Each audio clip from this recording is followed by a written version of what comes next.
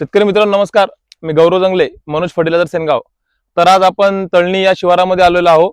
तर आमचे जे कास्तकार आहे नागेश भाऊ यांच्या शेतामध्ये आहे. यांची हळदीची साधारणतः ही 1.5-2 एकर हळदी लागवड आहे. तर त्यांचा जो अनुभव होता, आता हळदीला साधारणतः 130 ते 140 दिवस झालेले आहे. तर सुरुवातीपासून त्यांचा अनुभव आपण जाणून घेऊया. भाऊ नमस्कार. नमस्कार. आपला परिचय सांगा. माझं नाव नागेश कोरडे, राहणार तळणी, तालुका सेनगाव, जिल्हा हिंगोली.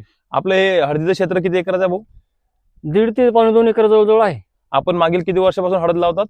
4-5 वर्षापासून लावतो. 4 वर्षापासून लावतात. हो तर आता हळदीला आपल्या साधारणतः 130 ते 140 दिवस झालेले आहे. हो. आता या हळदीला आपण जे ट्रीटमेंट केली त्याच्यामध्ये आपण बेसल डोस किती वापरले?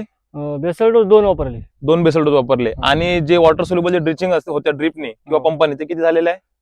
4 जवळपास झाले. 4 ड्रिचिंग याच्या झालेल्या आहेत. तर शेवटची ड्रिचिंग आपली कोणती होती? शेवटची ड्रिचिंग कोसाईड आणि विवा. तर मित्रांनो, आता जो परतीचा पाऊस झाला त्या पावसामुळे बऱ्याच शेतकऱ्यांच्या हळदीला सड लागलेली होती.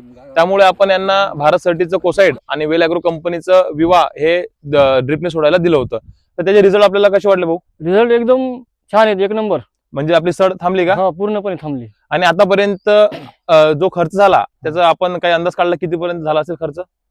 नाही, खर्चाचा काय अंदाज नाही, पण जास्त झाला की कमी झाला? नाही, कमी झाला एकदम. म्हणजे जास्त नाही आणि कमी पण नाही, नाही. कमी पण नाही. आणि फुटवे साधारणतः आपल्या हळदीला 5-6 फुटवे आता दिसत आहे. हो. तर तुम्ही समाधानी आहेत का? हो, मी पूर्णपणे समाधानी. तर मित्रांनो, हे यांचं मनोगत होतं. आपल्याला पण जर का हळदीचं मार्गदर्शन हवं असलं तर मी तुम्हाला माझा नंबर स्क्रीनवरती देईल. तुम्ही मला कधी पण फोन लावू शकतात. धन्यवाद. धन्यवाद भाऊ. धन्यवाद.